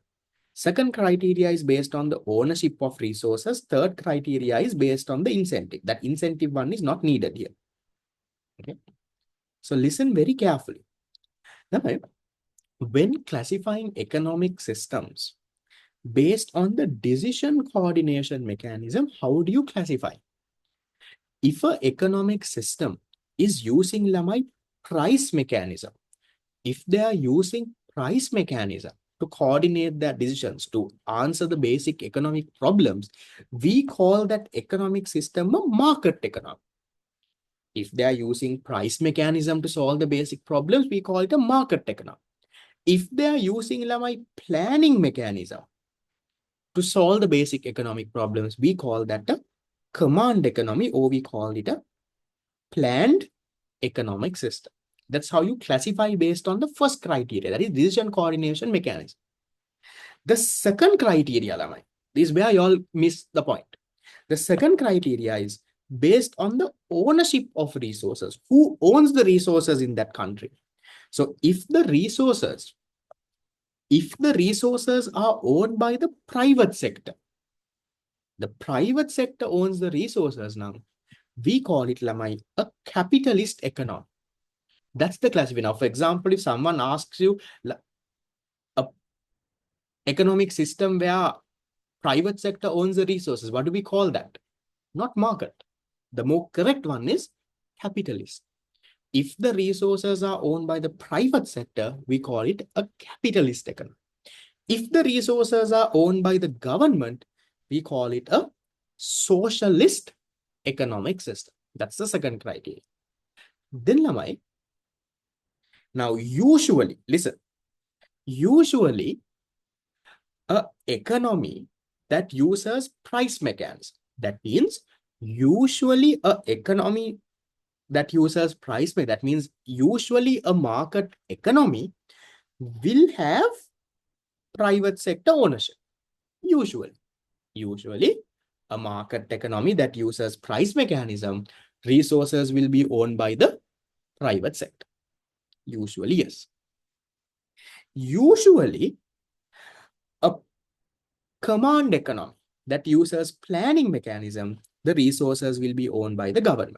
Usually that is how it will work. That's why when you talk about market economy, you say price mechanism, you say private sector ownership, you give those as characteristics. But then the question is asking you not that. Question is asking you, does it necessarily have to be that? They're asking you, does a market economy necessarily have to be capitalist? Does a market economy definitely, that means is an economic system that is using price mechanism, should they definitely have private sector ownership? That's what they're asking you. What do you think? Should a market economy, that means an economy using price mechanism, should they necessarily have private sector ownership? No. Example is like China. I told you. Take China. China, they are using market mechanism. They are using price mechanism. But resources are owned by the government. Now, for example, in China, market, but socialist. That's why in China we call, that's why China is called a socialist market. See how the word comes. Understand the bigger story. Now, when I explained mixed economic systems, where is that breakdown? When I explained mixed economic systems here in this MCQ, I told you China is a socialist market economy. What does socialist mean? Government owns the resources. What does market mean? Using price mechanism. So socialist market. See, that's what this answer is talking about. So a market economy doesn't have to necessarily be capitalist. It could be socialist as well, because you have socialist market economies. That's China. And then, does a command economy necessarily have to be socialist? No, a market economy doesn't have to necessarily be capitalist. Command economy doesn't necessarily have to be socialist. So you have to explain saying that you have to show the difference. You have to show, look here, a economy is classified as market and command based on this criteria, based on the mechanism. If they are using this mechanism, then we call it this. If they are using this mechanism, then it's this. But whether an economy is capitalist or socialist, that's another criteria. That is based on who owns the resources. If the private sector is owning, we call it capitalist. If the government owns the resource, we call it socialist. Then you can say usually, yes, a market economy is also capitalist. That means usually an economy that uses price mechanism has private sector ownership. Usually a command economy is socialist, usually, but not necessarily. You could have an economic system that uses price mechanism. That means it is a market economy, but resources are owned by the government. Even though it's a market, it's not capitalist. It could be a socialist market. You can even give an example like a country like China, which is called a socialist market economy, where the resources are owned by the government, but decisions relating to allocating that is done by the private sector here. So you have to clearly show that in your answer, Lemon. That is what is required in this question. Because most people think capitalist and market can accommodate. Socialist and command can accommodate. It's not accommodate. It's two different criteria. Usually, yes, usually market economies are capitalist. Usually command economies are socialist. Yes. But necessarily, no, it doesn't necessarily have to be like that. So that is what you put into your words.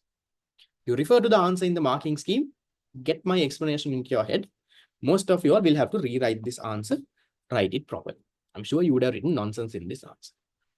Is that clear? Fine.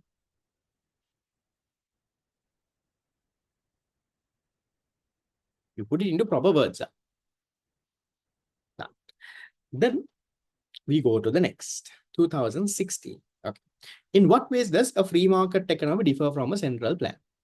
Yes, you write like that. This one, you can write the same thing that you wrote before. Can you tell me the question number? I gave you the one that said outline the differences or something. Same answer. You can give 4 points. 2012, no? 2012, question number 1, subsection 5. Okay. So same answer. You can copy and paste here. Done. Then we go to 2016. This one also I wanted to explain again. Remember, I told you in MCQ when we did this, I told you I will explain this over here. The question is asking you, why is private property and protection of property rights critical to the success of a market economy? Same thing they ask you in MCQ. In MCQ, they ask you which one is important for the well-functioning of a market economy, but not really needed for a command economy. So the answer was what? Protection of private property rights. Now they're asking you, why is it important? So why is this important? Listen carefully. Now, what is property rights? You can take a screenshot of the answer. This is from my tute itself. What is property rights? Now, property right kya the right that you have to do whatever you want with your property, to modify it. Let's say your house is your property. Property right kya the right you have to do whatever you want. You can sell it, you can break it, you can build it, you can, do whatever you want with your property because that is your property. So how do you get property rights usually? How can you prove that that house is yours, Lamai? Usually now in Sri Lanka, what do we have? You have something called, let's say, a house. You have a house deed, and you have a house deed saying that, look here, this house is under this fellow's name, Kiela. But then think, Lamai. Now, why is this not important for a command economy? Because in a command economy, everything is owned by the government. No one can come and say, this is mine, kiyanna baya, okkama government. But in a market economy, the private sector owns the resources. Government doesn't get involved much. Now I think in a market economy, if the private sector is running the entire show, if the government is not really involved, kawuda lamai me house deed එක දෙන්නේ? Now in Sri Lanka, we are a mixed economy. So government only looks into that, right? If you are going to buy a house deed එක issue කරන්නේ කවුද? Government. If you register a business registration document එක දෙන්නේ කවුද? Government. But if it's mainly a market economy, if the private sector is running the whole thing, then who is giving that house deed? How can you prove that this house is yours? How can you prove that this business is yours? So if you don't have property rights, Lamai, no one will produce. You know why? Because everyone is scared. Now, for example, let's say I am a farmer.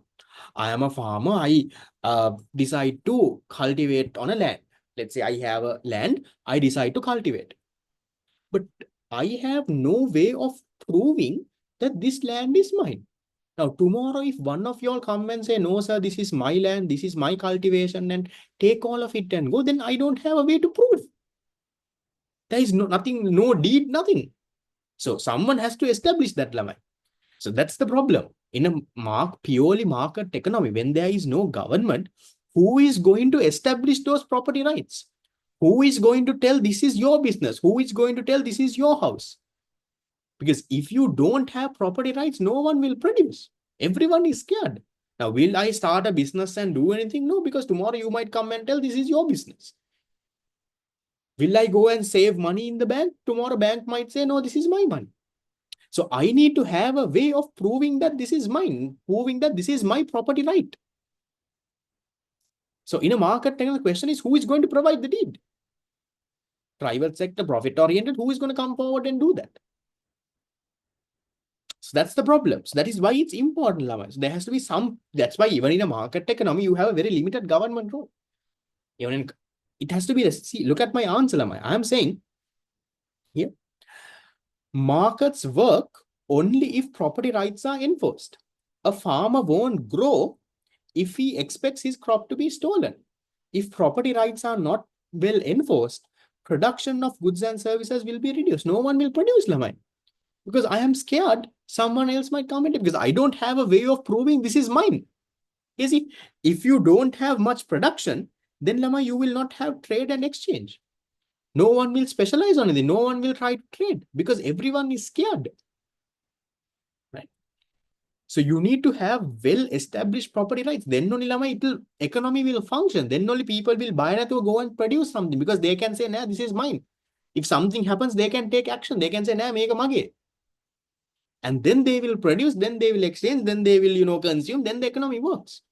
And also see, when you have stable property rights, people will save money.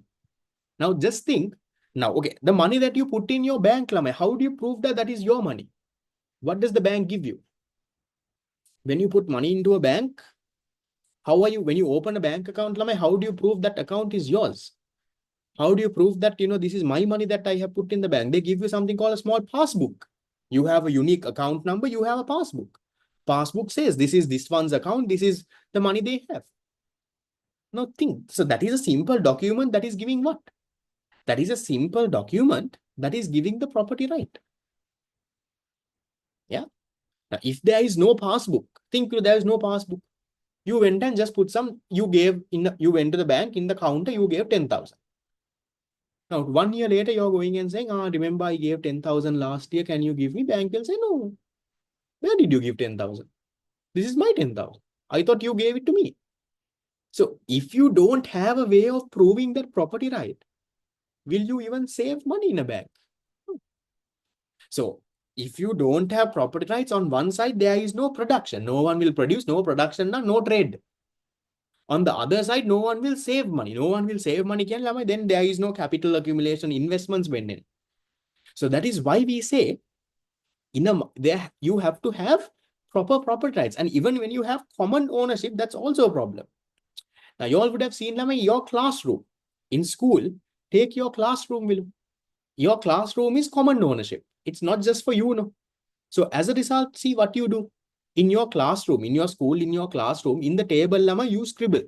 With Tipex, you write different people's names and you make couples in your tables. All this one plus this one, you put a heart and you write all of it. You eat a chewing gum and paste it on the bottom of the table. You sharpen your pencil and throw it down. You take a piece of paper and you throw it around. But do you ever do that at home? You don't. Why? What's the difference between your house table and your school table? It's that property right. Your house table is your house, your property, your table. In school, your classroom is not yours. It's common property. It's everyone's classroom. So when you have common property rights, that's also not going to work. And that's why now, if you take something like a beach, why is the beach polluted? Common property. It's everyone's beach. You will see so much of dirt in a beach. So that is why this property rights is important. So this is the answer from the marking scheme itself. You don't have to go into this much of detail, but you have to write. Main things that you can write is, you can say this is what property rights is. Then you can say, if not for property rights, there will not be production because people will be scared to produce because they might fear that someone else might steal it. You can write that. Then you can say, if there is no production, there will not be trade and exchange. Economy won't work. Then you can say, if there is no property rights, there will not be any savings. People will not, go and save money because they are scared that that money will be lost. And then you can say, if you have common property, if you don't have private property, but if it is just common property, if everything is everyone's, then also it's just going to get exploited. It's going to get wasted like your classroom.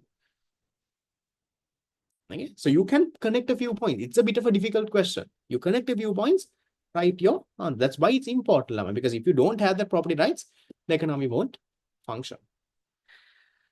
Is that okay? Sure.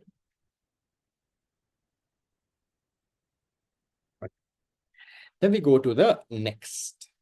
The next one, 2017. What functions do price serve in a market economy? Is in signaling, incentive, and rationing. That you know. Then the next one, disadvantages of a command economy. State. What are the disadvantages, Lamai? Weaknesses, limitations, disadvantages. Can you all give me at least one? But you're right. Okay, you can say collapse of quality. Okay. Collapse of quality control. You can say the quality of goods and services will be much less. Okay. Then you can say, Lamai, low levels of consumer sovereignty. Low levels of consumer choice and sovereignty. Okay. Choice or sovereignty for consumers. Okay, what else? You can talk about, okay, creation of monopolies, right? Because lack of competition, creation of monopolies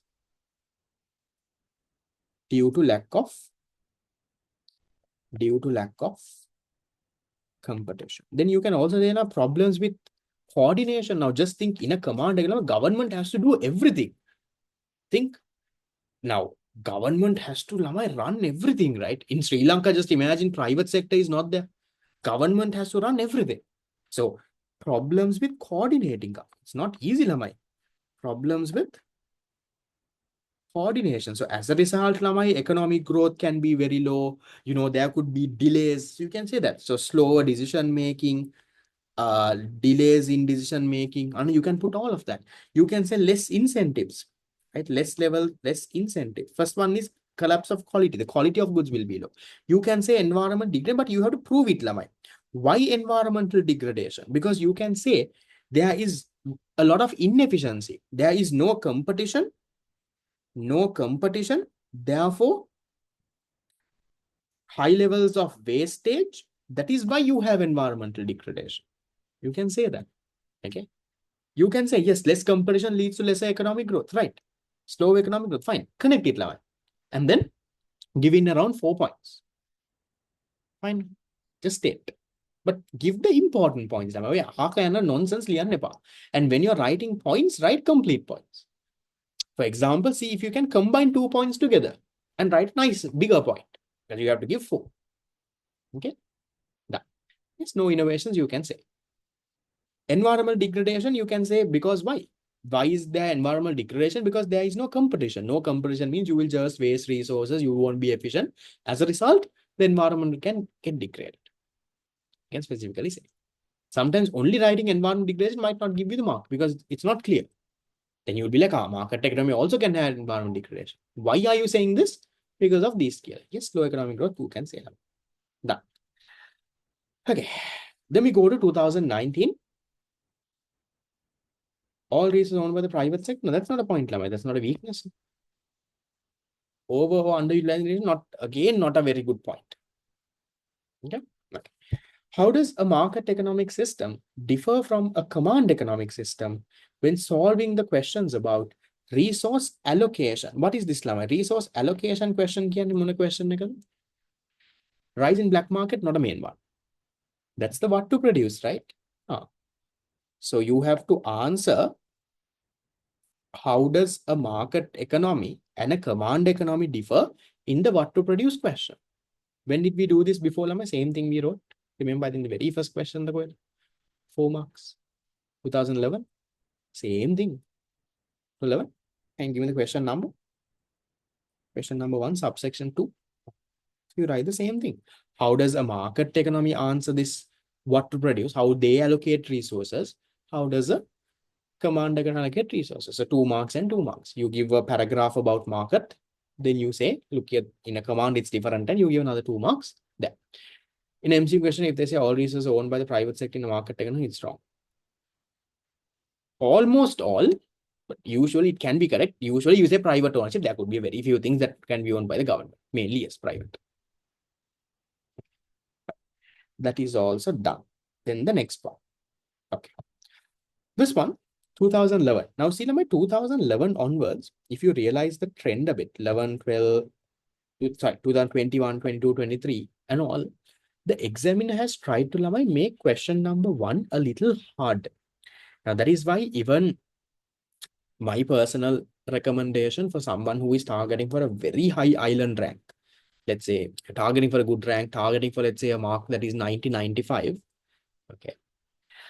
Sometimes you will not do question number 1. Instead, you can do something else, because someone targeting a 90-95, that's a person who knows everything. So sometimes, Lama, even if you look at in your paper, person who is getting at a 90-95 level, you will realize, Lama, question number 5, national income accounting, equilibrium, macroeconomic equilibrium question is much easier than question number 1. Now, for someone who is a bit weak, who has not studied national income, question number 1 is fine. But what I'm trying to say is, Lama, question number 1, getting 20 out of 20 will be hard. You can easily get 15 out of 20. 15 out of 20 you get for 5 questions, you get 75. But if you want to, let's say, get 90 or let's say 20 out of the 20 marks, it's a bit tough. That's why I'm saying for the ones who are targeting for really high island ranks and all of it, for y'all, sometimes doing question number 1 might be a disadvantage. Instead, you can do another question that has a lot of calculations and all. You can easily score the full mark there. For the ones who are targeting, let's say, a 75, question number 1 is not a problem. For the ones who are targeting a more mark, depends. Because sometimes in your question number 1 can be very easy, but think a little outside as well. We'll look at that when we do main papers and all in the fast track. I will show you how to target and where to do, but just keep that in mind. So here am I. 2021, they're asking define a mixed economy. So what is a mixed economy? A mixed economy is an economic system that shows features of both a market and a command economy. You can say there is a mix of what? Price mechanism and planning mechanism. So mix of both of this, and then you can say, has aspects of both capitalism and socialism. So private sector owns the resources, they use price mechanism. Government owns a few resources, they use planning mechanism. So you define that story, and then here, private sector plays an important role, and then mixed economy protects private property. You can talk about that. You can say a government intervenes for social related aims. You can talk about all of that. You will get your, and you can say in practice, most economies are mixed economies. So for that, you get your 2 marks. But I'm targeting high, but calculations is not your cup of tea. So then you go with the theory. You take the risk of, having a very, very good theory answer. But if you're really a student who is at a level of 90, calculations can't be a problem. Fundamentally, there's something wrong there. Then part B is asking, this is part A. Part B is asking, state 4 examples of economic activities to show that Sri Lanka is a mixed economy. So how do you show that Sri Lanka is a mixed economy? Easy, directly from the marking scheme itself. So in Sri Lanka, you have private and public sector ownership. There are private and public businesses. There is protection of property rights, regulation in the private sector. There are rules and regulations. Then you have, for example, demand and supply price mechanism working, but you also have, let's say, maximum minimum prices when it's unfair. Then a government helps the income disparity, have, let's say, progressive taxes, give it to the poor in terms of, let's say, samurdhi and all of it. You can say here, government helps with infrastructure and all. There is different taxes and stuff. So just to prove that, look here, private sector, public sector, both are there, both are operating together here. So to give a few examples is what we need. You can go into more detail, talk about specific examples as well. You can talk about the Aswasuma program. You can talk about different things if you really want. Yes, more and more practice will help. Done.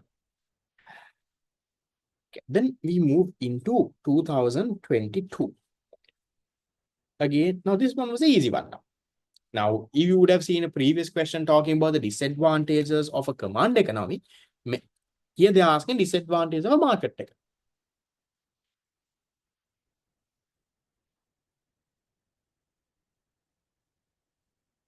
Can you give me answers? What are the disadvantages we have here? Disadvantages. One of the main disadvantages, what can you say, Lavai? Creation of what? Income inequality. That could be a big problem, right? So you can say, Lamai, income inequality. Resources are not allocated equally.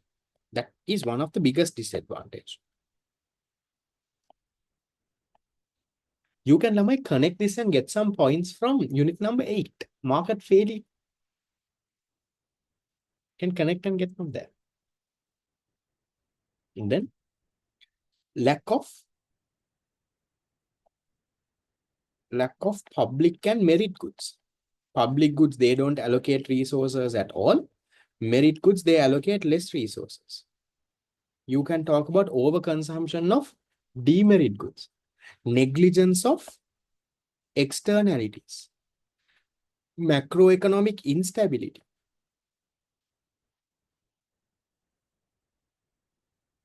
So sometimes you can say monopolies and market power leading to exploitation. Monopolies and market power leading to what? Leading to consumers and all getting exploited. You can talk about that. High competition is a good point. That's not a disadvantage. Quasi-public goods is not a disadvantage. You would say you can't just say public goods. Reduced levels of social welfare. You can say that. Reduced levels of social welfare. And you can give. Our third point is negligence of externalities. Connecting to unit number 8. Unfair distribution, that's the first one. Expensive, not again a main one. Monopolies and market power leading to exploitation of consumers. Corruption, I would not explicitly say now. For example, if you take like countries like Singapore, who are market economies, corruption is not that high. They still have very high rules. Unfair competition, you can say, leading to monopolies, yes. Connect. Now, don't write same points twice also, Lamai. Now, reduced levels of social welfare and income are two different things. Doesn't have to be said. Fraud, okay, but not a main one, Lamai. Now, if you take, for example, countries like, let's say, Singapore, market economies, no. Unemployment could be, you can say, could be high levels of unemployment, job losses, could be. Okay. So, look at the marking scheme, give some points. Fourth point is macroeconomic instability. Yes, I hope you all wrote answers and came. You can't start writing just as I am talking, you're going to miss points. Not producing what people want, you can't say that. Because in a market economy also, when deciding what to produce, they might not produce the good that gives the highest social welfare, but they will see what people want and what they can earn a higher profit with. They will go with that. Yes, only people who can pay will purchase the good. That's what we call about the income inequality. Resources not getting distributed equal. Underutilization, not very clear. You have to specifically mention for what? For public goods and merit goods, yes.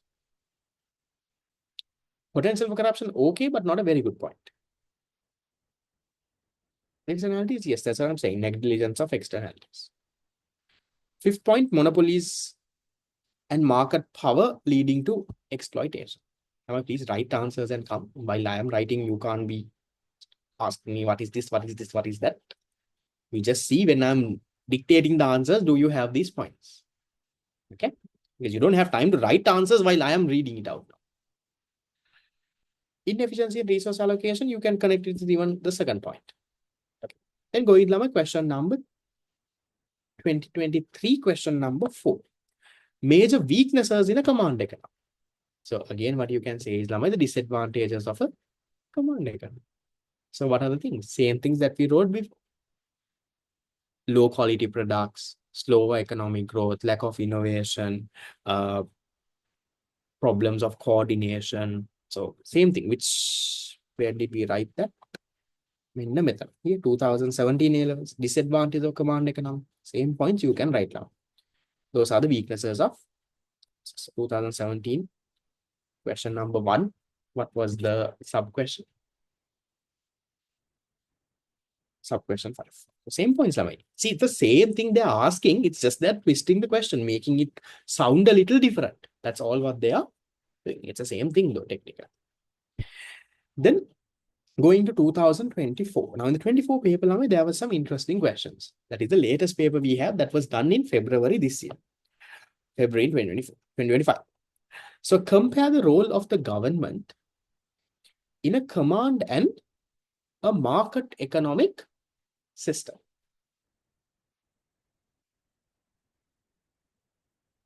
Yes, these questions could have been there in very old papers as well.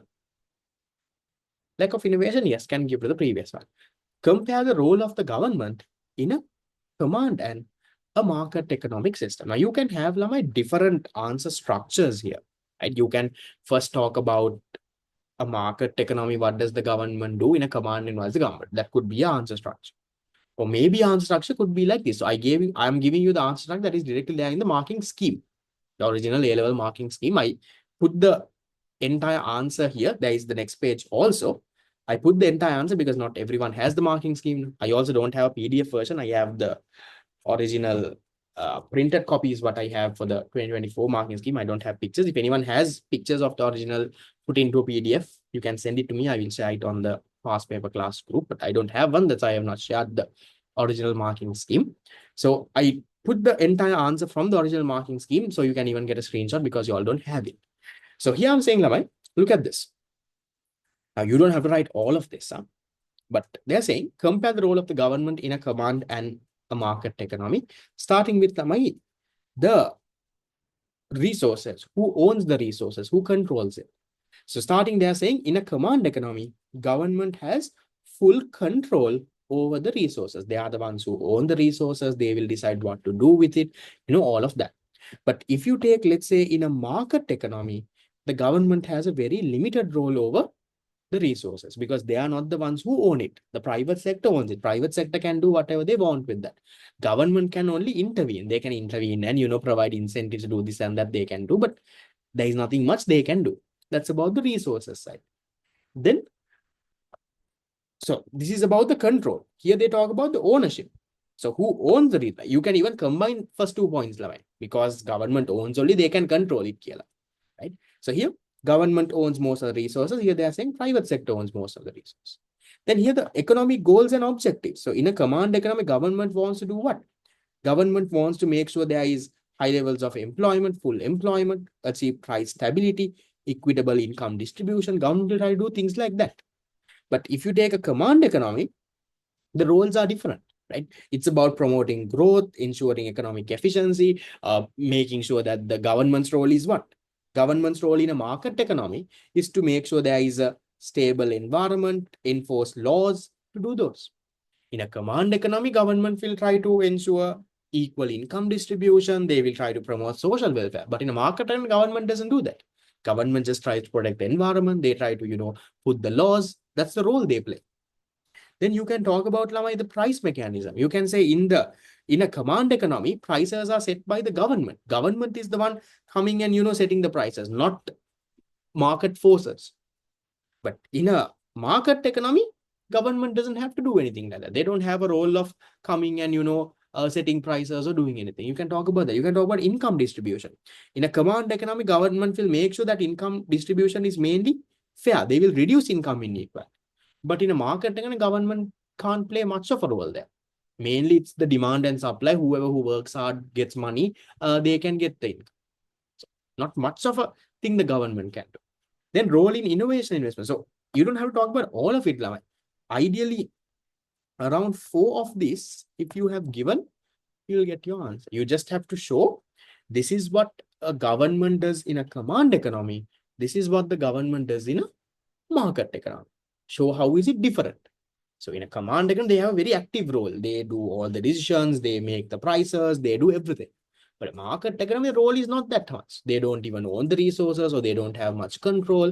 Their role is only, making the laws and regulations, controlling the environment, so that methana role is limited, but methana role is very high here. That's what you have to show. You don't have to follow the exact format they have given in this answer scheme. Another format that I will suggest is you talk about, let's say, a command economy. Talk about how in a command economy, government's role is very high. So say they own the resources, they control it, they make the decisions, they decide what to produce, they allocate resources fairly, they make sure there's income equality, write all about that, what and what they do here. Then give another paragraph saying, look here, this is the role of the government in a market economy. They have a very limited role because the private sector owns the resources. Government will only be there for, some small things like enforcing laws, they are protecting the environment, providing, let's say, some property rights. So very small roles is what they have. You can give it in that structure as well. So these are a bit of difficult questions, not the easiest questions that you will find. Market economy, yes, government can intervene a bit to control income disparity. So limited role. Now in a command economy, government itself handles the income distribution. Methana, they will just intervene a little, putting some progressive taxes, they will do here. Okay, difficult ones. Then even the next question is a difficult one. That's the last one we have, and with that we will finish. Explain how market, command, and mixed economies solve the problem of scarcity. That is easy, Nulama. How they solve the problem of scarcity is how they answer three basic economic problems. Market economy, mainly price mechanism, produce the most profitable goods in the least cost method, distribute the goods to whoever who has the purchasing power. That part you can write. But the part that you will struggle with and evaluate the effectiveness of these approaches. So market economy is using price mechanism. How effective is it? What are the good sides of it? What are the bad sides of it? Either you can say the good or the bad. See, this is the original marking scheme's answer. So the first one is fine. Market economy approach scale that you all know. So mainly using price mechanism. They look at the price signals, demand and supply, see what's the most profitable goods they produce, reduce this thing. That part you can do. That you get 1 mark. Then you have to look at the effectiveness of this. Is that method effective? So here, one way you don't have to write both of this. One side you can say, oh, you can, if you want, you can give both also. See, how is it effective? Yes, you say, this is effective because it responds to changes in demand and supply. They will produce what the people want. If there's a big demand for this, you can get a more profit. You won't produce that. If there's no demand for that, they will not produce that. You can say that. And here you can say, price mechanism ensures resources allocated to their most valued users. And consumers are willing to pay more for it. But what are the problems in that? Problems of market economy using this price mechanism? There could be what? Inequality. You can say, some essential goods might not be equally distributed. You can have, here, those with high incomes might have great access. There can be problems like that. So how your answer structure has to be. First part is easy. How does the market economy solve the basic economic problems? How do they cope up with scarcity? The second part of it is the method that they are using. Is it effective? So you can say, yes, it is effective because of this. No, it is also not effective because of this. So what are the advantages and disadvantages of that? So if you've given that lemma, you get the other 1 mark. That's 2 marks then. Then you go with a command economy. How do they answer the basic economic problems? Is that method effective? How do they answer? They have the central planning authority. They make plans. They do all of it. That is how they answer the problems. You give that. And then, is it effective? So what are the advantages? Why is it effective? You can talk about, look here, resources will be distributed equally. Government will focus on social welfare. Therefore, it is effective. But why is it not effective? What are the limitations? Limitations is sometimes, there is so much happening. Government can't, dynamic responses. Government can't come up with very dynamic. They are not very quick. It takes a lot of time for the government to, make a decision. You can say that. Yeah, decisions may be made without actual consumer preference. Government might think these are the goods and they will produce, but consumers don't really want those. So there can be problems like that. So this is how they solve it. This is how it is effective. Good to show both, Lamai. You give a better answer. But I don't think they will expect you to write both, but overall giving a comment on the effectiveness is what they will require. Then a mixed economy. So mixed economy, Anna. How does a mixed economy answer this? You can say it's a combination of both market command, that means price and planning mechanism. This and that will happen. You give that. That part you can. How effective is it? Anna. You're right. So what are the problems? What are the distance? So you can say effective because, price mechanism will do this. When if there is any problem, and the government will come and, help. All of that you can say. Why is it not effective? Easy. Mixed economies can be complex and may face a challenge of striking the right balance between government and market freedom. Sometimes the government might involve too much. Then that becomes a problem. See how they have structures. These are difficult questions. These are not easy ones. That's why I'm telling you, even in unit number 1, you all think you know everything. That is where even this now, the fast track people, when we start it next week, it's these difficult areas that I will focus. I'm not going to basics of what is microeconomics, what is macroeconomics. I will not be focusing too much on that. Even the paper that I give you, the MCQs I said, will be these difficult kind of ones, because you think you know unit number 1, but there is still areas in unit number 1 that you don't really know. So that's the part of it. You can take screenshots of these latest papers. Now I'll have my camera off if you want. These latest papers, in case if you don't have the marking scheme, you might not have. No. So I'll quickly go it one by one by one. You go through, take a screenshot if you want. This is the first page. This is the second page. Okay. Faster case. The questions are in the book. This is the third page. This is the fourth. And then this one is the last. Okay. Yeah, you can avoid the first question and do the others also. Right. So this is the last. Okay. Right. So with that, Lama, I will call it off. That means in terms of unit number 4, we only have one more. Unit number 1, we have only one more focus area left. That is focus area 4. That is on PPC. That focus area is a little big. Next week, I'm guessing, Lama, you all have holidays in school. Yes. School holidays next week. Yeah. So I might have a class in the morning because I want a longer class because focus area 4 is a little long. I will inform in the group, Lama. We'll see. I don't have a specific date as of now because I'm a bit busy with the fast track and all of it as well. I will plan and let you know. Then we will do PPC and then unit 1 is done. And then we can move into the next focus area after that. That is unit number 2. So see you and bye-bye.